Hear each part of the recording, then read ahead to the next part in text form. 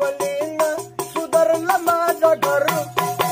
गरीबाची पोर माझी झाली कल्याण